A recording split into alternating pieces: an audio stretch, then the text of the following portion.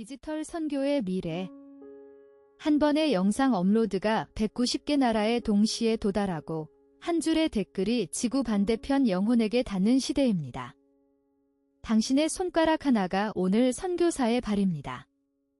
지제로2 시리즈의 마지막 묵상으로 7장의 길을 따라 디지털 선교의 부르심을 함께 다시 들어봅시다.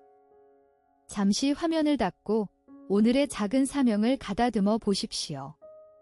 한 자매가 늦은 밤 시편을 읽고 마음에 닿는 한 구절을 사진으로 찍어 SNS에 올렸습니다. 그저 자기 마음을 정리하려는 작은 행위였습니다. 며칠 후 그녀에게 메시지가 도착했습니다. 그날 밤 자살을 검색하다 우연히 그 게시물을 본 한 청년이 그 구절 앞에서 멈춰 섰다는 소식이었습니다. 우리는 190개 나라가 한 화면 안에 모이는 시대를 살고 있습니다. 바울이 한 도시를 오르내리며 복음을 전하던 발자취가 오늘 한 성도가 자기 방에서 누른 업로드 버튼 하나로 지구 반대편 영혼에게 닿습니다.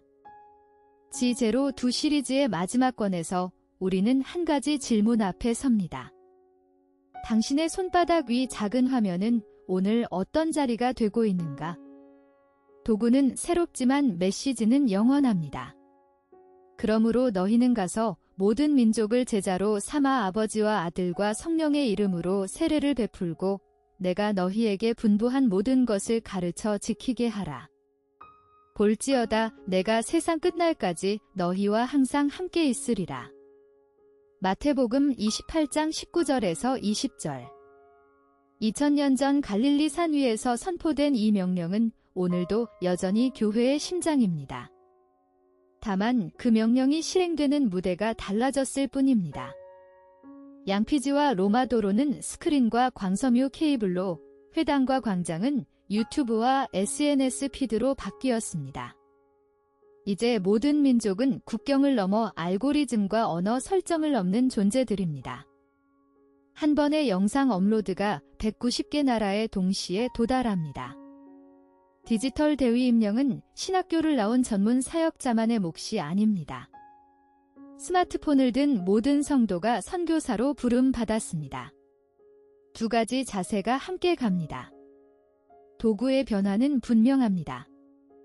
양피지에서 광섬유로, 회당에서 유튜브로, 로마 도로에서 알고리즘 피드로, 발걸음에서 업로드 버튼으로 시대마다 도구는 새롭게 갱신됩니다. 그러나 메시지의 영원함은 변하지 않습니다. 어제도 오늘도 동일하신 한 분이 그 자리에 계시고 조회수에 깎이지 않는 진리가 있으며 좋아요에 다듬어지지 않는 십자가가 있고 다른 복음을 전하는 자는 저주를 받는다는 경고가 있습니다. 디지털 선교의 유혹은 더 세련된 복음을 만들려는 데 있습니다. 예수 그리스도는 어제나 오늘이나 영원토록 동일하시니라. 히브리서 13장 8절. 도구는 창의적으로, 그러나 메시지는 정직하게 다루어야 합니다. 때가 참에 하나님이 그 아들을 보내사 여자에게서 나게 하시고 율법 아래에 나게 하신 것은 갈라디아서 4장 4절. 사도 바울이 지중해 세계를 가로질러 복음을 전했을 때 그의 발미대는 로마가 건설한 8만 킬로미터의 도로망이 있었습니다. 로마의 평화, 공용어가 된 헬라어, 어디서나 통용되는 화폐, 안전한 해상 항로. 이 모든 것이 사도들의 발걸음을 재촉하는 하부구조였습니다. 한 분께서는 로마 제국의 치밀한 도로 설계도를 복음의 혈관으로 사용하셨습니다. 1500년이 흐른 뒤 한 분은 또 한 번 당대 최첨단 기술을 붙드셨습니다. 구텐베르크의 금속 활자였습니다.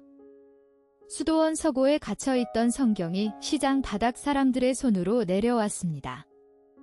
20세기에는 라디오 전파가, 텔레비전이, 이제는 광케이블과 위성 인터넷이 복음의 통로가 되었습니다.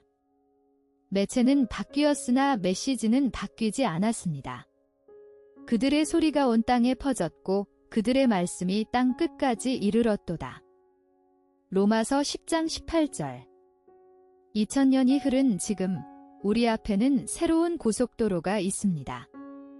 광케이블과 서버로 이어진 디지털대로, 그 가장 넓은 길목에 유튜브가 있습니다.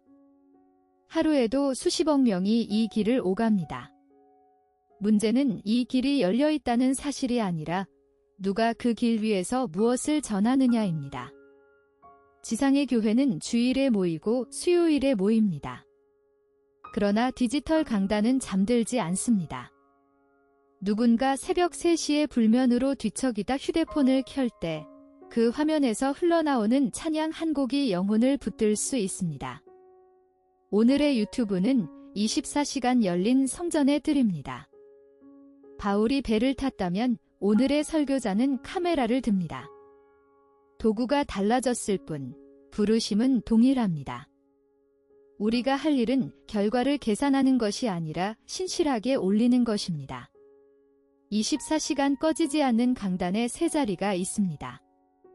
첫째는 새벽 3시의 화면입니다. 불면에 뒤척이다 켠 휴대폰. 그 시간 흘러나오는 찬양 한 곡이 한 영혼을 붙들 수 있습니다. 지상의 교회가 잠든 시간에도 그 자리는 열려 있습니다. 둘째는 폐쇄국가의 작은 비디입니다. 암호화된 메신저로 예수 그리스도를 만나는 한 청년이 있습니다. 회당이 닫힌 자리에 화면이 열리고 박해받던 다락방의 빛이 데이터망을 타고 그에게 닿습니다. 셋째는 선교지의 모국어입니다. 아마존 오지의 부족민이 스마트폰으로 듣는 모국어 성경이 있습니다. 로마의 돌길과 광섬유는 본질적으로 같은 일을 합니다. 사랑의 소식을 실어 나르는 것입니다. 이같이 너희 빛이 사람 앞에 비치게 하여 그들로 너희 착한 행실을 보고 하늘에 계신 너희 아버지께 영광을 돌리게 하라. 마태복음 5장 16절. 우리는 하루의 많은 시간을 손바닥 위 작은 화면 속에서 살아갑니다. 출근길 지하철에서, 점심 식탁에서, 잠들기 전 침대에서 우리는 끊임없이 피드를 넘기고 짧은 영상을 보고 누군가의 일상에 반응합니다. 이 디지털 광장은 단순한 오락의 공간이 아니라 현대인이 가장 오래 머무는 삶의 자리입니다. 그리고 바로 이곳이 복음이 가장 먼저 스며들어야 할 오늘의 선교지입니다. 누군가 무심코 올린 새벽 기도의 사진, 식사 전 감사의 한 줄, 힘든 하루 끝에 남긴 시편 한 구절이 알고리즘을 타고 지구 반대편의 외로운 영혼에게 도달합니다. 문제는 증언할 것인가가 아니라 무엇을 증언하고 있는가입니다. 너희 생각에는 어떠하냐? 어떤 사람이 양 100마리가 있는데 그 중에 하나가 길을 잃었으면 그 99마리를 산에 두고 가서 길 잃은 양을 찾지 않겠느냐. 마태복음 18장 12절. 디지털 선교의 시대에 우리는 쉽게 숫자의 유혹에 빠집니다. 조회수, 구독자, 좋아요, 공유수 미지표들은 선명하고 객관적이어서 우리의 사역을 평가하는 편리한 잣대가 됩니다. 그러나 예수님의 시선은 늘 군중의 숫자 넘어 한 사람에게 머물렀습니다. 5,000명을 먹이신 날에도 주님은 한 아이가 내민 보리떡 5개와 물고기 2마리를 기억하셨고 수많은 인파 속에서 옷자락을 만진 한 여인을 굳이 멈추어 돌아보셨습니다. 99을 두고 하나를 찾아 나서는 목자의 셈법은 효율의 논리로는 설명되지 않습니다. 같은 사역을 두고 두 종류의 셈법이 갈라집니다. 알고리즘의 셈은 이러합니다. 조회수와 구독자 수가 지표가 되고 다수에게 도달하는 것이 미덕이며 데이터로 환원된 사람들이 통계가 되고 그 통계가 곧 성공처럼 보입니다. 그러나 목자의 셈은 다른 자리에 있습니다.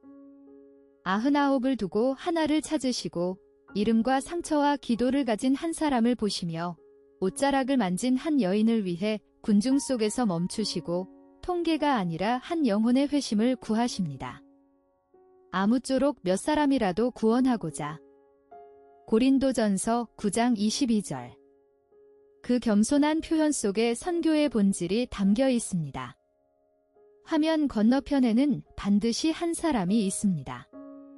덜어는 좋은 땅에 떨어짐에 싹이 나고 자라나 결실하였으니 어떤 것은 30배여 어떤 것은 60배여 어떤 것은 100배가 되었느니라.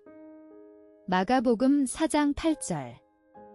디지털 선교의 가장 큰 오해는 온라인이 오프라인을 대체한다는 생각입니다.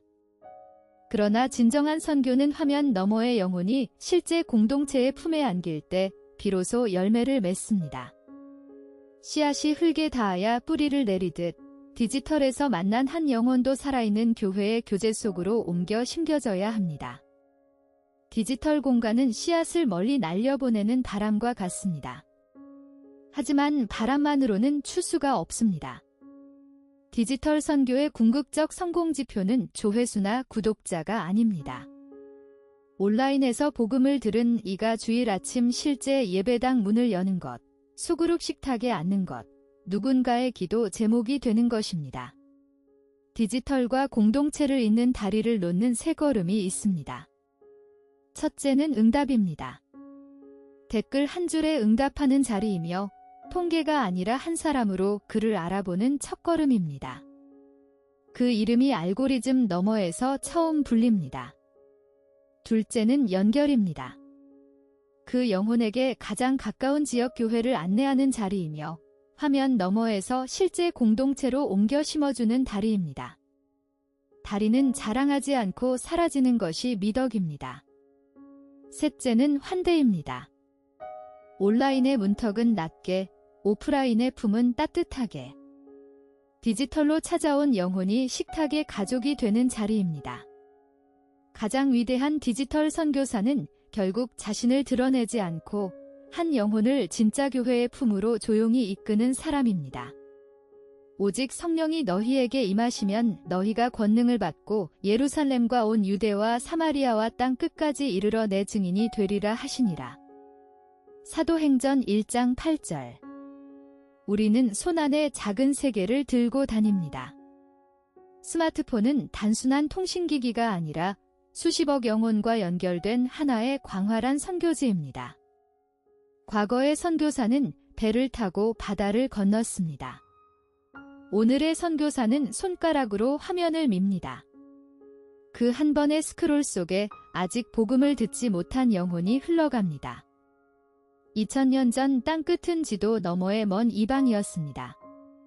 그러나 오늘 땅끝은 당신의 스마트폰 속 팔로워 목록, 댓글창, 단톡방 안에 있습니다. 이사야가 노래한 복음을 전하는 자의 아름다운 발이 오늘은 당신의 엄지손가락일 수 있습니다. 공유 버튼을 누르는 그 손가락이 이 시대 선교사의 발입니다. 우리는 함께 7가지 길을 걸어왔습니다. 디지털 시대의 대위 임명, 로마 도로에서 광케이블까지, 유튜브 디지털 강단, 소셜미디어 일상 속 증인의 자리, 알고리즘 너머의 한 영혼, 온라인과 오프라인의 거룩한 균형, 그리고 미래의 선교사 곧 당신의 스마트폰. 그 모든 길의 끝에서 우리는 한 분의 약속과 다시 만났습니다. 내 말이 헛되이 내게로 돌아오지 아니하고 나의 기뻐하는 뜻을 이루리라. 이사야 55장 11절. 당신의 엄지손가락이 이 시대 선교사의 발입니다. 오늘 한 줄을 적어 보내십시오. 이로써 G02 알고리즘 시대의 영성 시리즈 10편이 마무리됩니다. 우주나 채널을 구독하시고 다음 시즌 여정에 함께 해주십시오. 한 분의 음성이 여러분의 모든 화면 위에 함께 하시기를 축복합니다.